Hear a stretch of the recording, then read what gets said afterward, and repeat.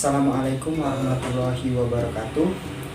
Selamat pagi Ananda semua, salam sejahtera bagi kita semua. Bagaimana kabar Ananda hari ini? Alhamdulillah baik ya. Semoga kita selalu diberikan kesehatan oleh Allah Subhanahu wa Ta'ala. Baiklah, sebelum kita memulai proses belajar mengajar, siapa yang hari ini tidak hadir? Alhamdulillah hadir semua ya. Baiklah, sebelum kita melakukan proses pembelajaran, ada baiknya kita berdoa bersama-sama agar diberi kelancaran dan diberi pemahaman oleh Allah Subhanahu wa Ta'ala. Berdoa dimulai, berdoa selesai. Baiklah Ananda semua, sebelumnya kita telah belajar materi mengenal dunia hewan, dan pada kali ini dan pada kesempatan kali ini kita akan membahas materi mengenai ekosistem. Apa itu ekosistem Anda semua? Ya, bisa juga. Jadi itu kita akan belajar. Baiklah Anda semua, Bapak ingin bertanya kepada Anda semua. Coba Anda lihat gambar di samping. Jika kalian pergi ke daerah pegunungan dan hutan, apakah yang dapat kalian nyatakan mengenai pemandangan di sana? Bagaimana? Ya, pasti indah ya. Pasti ada pepohonan, burung, dan banyak lagi lain komponen. Kita ambil salah satu contoh, yaitu pepohonan. Apa yang akan terjadi bila salah satu komponen, misalnya pepohonan, ditiadakan? Akankah menghasilkan pemandangan seperti gambar di atas? Tidak ya? Jawabannya tentu tidak. Karena keberadaan komponen satu dengan komponen lainnya saling membutuhkan dan mempengaruhi. Itulah ciptaan Tuhan yang menempatkan semua ciptaannya menjadi satu kesatuan yang saling mempengaruhi di alam kita ini. Baiklah Ananda semua, siapa yang dapat menyimpulkan gambaran yang tadi menjadi singkat? Ya, silakan. Ya, bagus sekali. Dengan dari gambar di atas, kita ketahui di alam ini tidak ada satupun organisme yang dapat hidup sendiri, terpisah dan tersaing dari makhluk lainnya, termasuk kita manusia. Dengan kita belajar ekosistem ini, tujuannya yaitu agar kalian dapat memahami tentang ekosistem dan semua interaksi yang berlangsung di dalamnya, sehingga kalian dapat membangun kesadaran akan kebesaran Tuhan Yang Maha Esa, menumbuhkan perilaku disiplin, jujur, aktif, responsif, santun, bertanggung jawab, dan bekerja sama. Baiklah Ananda semua, kita akan masuk kegiatan inti mengenai materi kita pada hari ini. Jadi, ekosistem itu adalah merupakan suatu sistem ekologi yang terbentuk oleh hubungan timbal balik tak terpisahkan antara makhluk hidup dengan lingkungannya. Nah, Anda semua, ekosistem ini dia mempunyai komponen-komponen penyusunnya, yaitu ada dua. Yang pertama yaitu komponen abiotik, dan yang kedua komponen abiotik. Yang pertama yaitu komponen abiotik. Komponen abiotik ini suatu ekosistem yang merupakan keadaan fisik dan kimia yang menyertai kehidupan organisme sebagai medium substrat kehidupan. Komponen ini terdiri dari segala sesuatu tak hidup dan secara langsung terkait pada keberadaan organisme. Apa-apa saja sih komponen abiotik? Yang pertama yaitu tanah. Tanah berperan penting bagi tumbuhan, hewan, dan manusia sebagai tempat tumbuh dan hidupnya tanaman. Tanaman melakukan aktivitas kehidupan, tempat berlindungnya hewan tertentu seperti tikus dan serangga, serta sumber nutrisi bagi tanaman. Nah, Anda semua, kondisi tanah ini ditentukan oleh derajat keasaman pH, tekstur atau komposisi tanah yang mempengaruhi kemampuan tanah terhadap penyerapan air, garam mineral, dan nutrisi yang penting bagi tanaman. Dan yang kedua yaitu air. Semua organisme hidup tidak dapat lepas dari ketergantungannya terhadap air. Air diperlukan organisme dalam jumlah yang sesuai dengan kebutuhannya, tergantung dari kemampuannya menghemat penggunaan air. Keadaan air sangat ditentukan oleh faktor-faktor berikut. Yang pertama yaitu salinitas. Ada yang tahu? Jadi, salinitas atau kadar garam bagi organisme yang hidup pada habitat air sangat berpengaruh. Kemudian curah hujan. Curah hujan itu mempengaruhi jenis organisme yang hidup pada suatu tempat. Dan yang ketiga yaitu penguapan. Penguapan mempengaruhi adaptasi tanaman pada tempat tertentu. Dan yang keempat yaitu arus air. Arus air mempengaruhi jenis hewan dan tumbuhan yang tepat hidup pada habitat air tertentu. Yang ketiga yaitu udara. Udara sangatlah penting bagi kehidupan organisme, sebagaimana manusia membutuhkan udara untuk bernapas. Kondisi udara pada suatu tempat sangat dipengaruhi oleh hal-hal sebagai berikut. Adapun yaitu yang pertama itu cahaya matahari. Cahaya matahari sangat penting untuk laju proses fotosintesis. Tumbuhan hijau untuk memberikan pasokan oksigen ke lingkungan. Kemudian yaitu kelembapan. Kelembapan merupakan kadar air yang terdapat di udara yang mempengaruhi kecepatan, penguapan, kemampuan bertahan hewan terhadap kekeringan.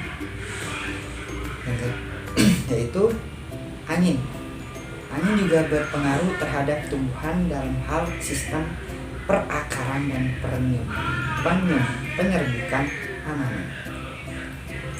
Yang keempat yaitu topografi. Topografi ini merupakan variasi letak suatu tempat di permukaan bumi, ditinjau pada ketinggian dari permukaan air, laut, garis bujur, dan garis hitam.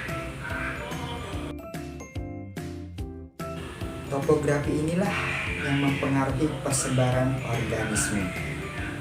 Yang kelima yaitu iklim. Iklim merupakan kombinasi berbagai komponen abiotik pada suatu tempat, seperti kelembapan udara, suhu, cahaya, curah hujan, dan lain-lain. Kombinasi ini, abiotik ini berkaitan dengan kesuburan tanah dan komunitas tumbuhan pada suatu tempat. Baiklah, kita akan masuk ke komponen abiotik.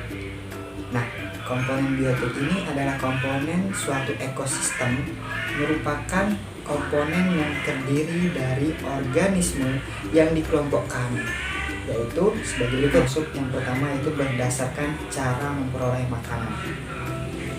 Yang pertama yaitu organisme autotrof. Organisme ini merupakan organisme yang dapat mengubah bahan anorganik menjadi organik. Autotrof ini dibedakan menjadi dua tipe. Yang pertama itu fotoautotrof dan chemoautotrof.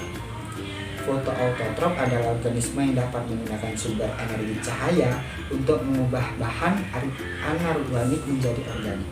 Contohnya yaitu tumbuhan hijau. Yang kedua yaitu chemotrof. Adalah organisme yang dapat memanfaatkan energi dari reaksi kimia untuk membuat makanan sendiri dari bahan organik. Contohnya yaitu bakteri, nitrit, dan nitrat. Yang kedua yaitu organisme heterotrof. Organisme heterotrof adalah organisme yang memperoleh bahan organik dari organisme lain. Contohnya yaitu hewan, jamur, dan bakteri non-autotrof.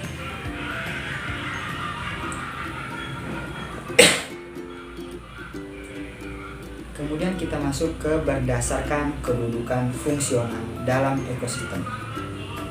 Yang pertama yaitu produsen, yaitu semua organisme autotrof. Kemudian konsumen, yaitu semua organisme heterotrof. Contohnya karnivora, herbivora, dan omnivora. Yang ketiga yaitu pengurai atau perombak. Organisme mampu menguraikan organisme mati menjadi mineral atau bahan anorganik menjadi kembali.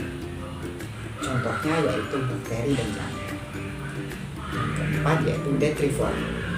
Itu organisme yang memakan bahan organik dan diubah menjadi partikel organik yang lebih kecil strukturnya. Contohnya yaitu cacing tanah dan kumbang kotoran.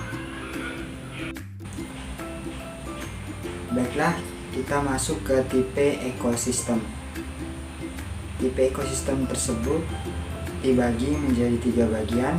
Yang pertama yaitu ekosistem darat, yang kedua ekosistem perairan, dan yang ketiga ekosistem buatan. Ekosistem darat adalah ekosistem yang ditentukan oleh keadaan tanah, iklim, kelembapan, pancaran sinar matahari, suhu, dan curah hujan. Ekosistem darat ini terdiri dari padang rumput, taiga tundra, kemudian hutan hujan tropis, kemudian hutan gugur dan gurun. Dan yang kedua yaitu ekosistem perairan. Ekosistem perairan ini dipengaruhi oleh perairan seperti cahaya matahari, jumlah materi terlalu dan substrat. Ekosistem perairan terbagi menjadi 2, yakni air tawar dan air laut. Air tawar memiliki kadar garam yang rendah, sedangkan air laut memiliki kadar garam yang tinggi.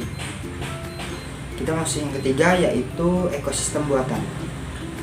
Ekosistem buatan merupakan sebuah ekosistem yang dibuat oleh manusia. Contohnya seperti peternakan, persawahan, waduk, dan tambang. Baiklah, kita akan masuk ke jenis-jenis interaksi pada ekosistem. Yang pertama yaitu simbiosis. Simbiosis ini merupakan hubungan yang terjadi antara 2 organisme. Simbiosis ini terbagi menjadi 3 bagian. Yang pertama yaitu simbiosis mutualisme, yaitu hubungan yang saling menguntungkan. Contohnya yaitu pada ikan badut dan anemon laut.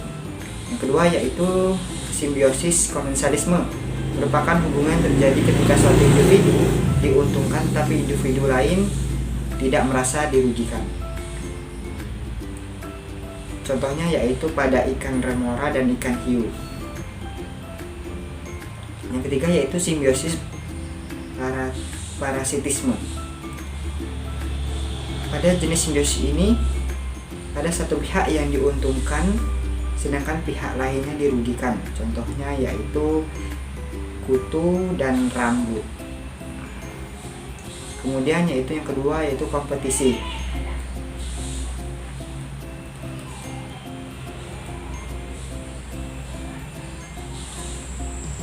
Kemudian yaitu yang kedua kompetisi. Kompetisi merupakan persaingan yang terjadi di antara 2 spesies. Contohnya yaitu hewan kudanil yang bersaing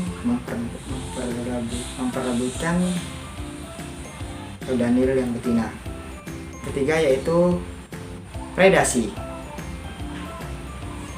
Predasi ini adalah interaksi antara pemangsa dan mangsanya. Contohnya yaitu hewan hyena yang mengejar, atau cheetah yang harimau yang mengejar rusa. Kemudian yaitu rantai makanan. Rantai makanan di sini adalah proses perpindahan energi makanan melalui seri organisme. Pada rantai makanan terdapat produsen, konsumen 1, konsumen 2, dan konsumen 3. Kemudian kita masuk ke kelima yaitu jaring-jaring makanan. Jaring-jaring makanan adalah merupakan gabungan dari beberapa rantai makanan yang saling bersinggungan. Baiklah, kita masuk ke piramida makanan, yaitu merupakan diagram yang menggambarkan susunan tingkat trofik satu dan tingkat trofik lainnya yang berdasarkan jumlah biomasa dan kemampuan menyimpan energi pada setiap trofiknya. Baiklah Anda semua, sampai sini apakah sudah ada yang paham? Sudah ya? Kalau belum, boleh ditanyakan ke Bapak. Kalau misalnya sudah paham, Bapak akan memberikan tugas, yaitu soal dengan lewat Google Form. Itu dikumpul sekarang. Dan yang tugas kedua nanti itu besok dikumpulnya. Jadi yang tugas kedua ini Anda mengidentifikasi suatu jenis ekosistem di lingkungan sekitar rumah Anda, ya. Baiklah, kita akan masuk ke kegiatan penutup. Nah, kegiatan penutup kali ini Bapak ingin memberikan nilai plus atau poin kepada Anda semua, siapa yang bisa menyimpulkan pelajaran atau materi pada pelajaran kita kali ini mengenai ekosistem. Oke, silakan. Ya, silakan. Terus, tepuk tangan semua. Ada lagi? Ya, silakan. Ya, bagus. Ada semua, berarti semuanya sudah paham ya. Jadi intinya kita harus bisa merawat lingkungan sekitar kita, ya. Kita jangan sampai merusaknya. Kita sebagai manusia, kita harus bisa menjaganya. Jadi tadi yang mendapatkan poin 2 orang ya, yaitu Rina dan Riko. Baiklah, semoga pelajaran kita hari ini bermanfaat. Ada baiknya Bapak memohon maaf apabila Bapak ada kekurangan atau kesalahan, dan Bapak akhiri wabillahi taufiq wal hidayah. Wassalamualaikum warahmatullahi wabarakatuh.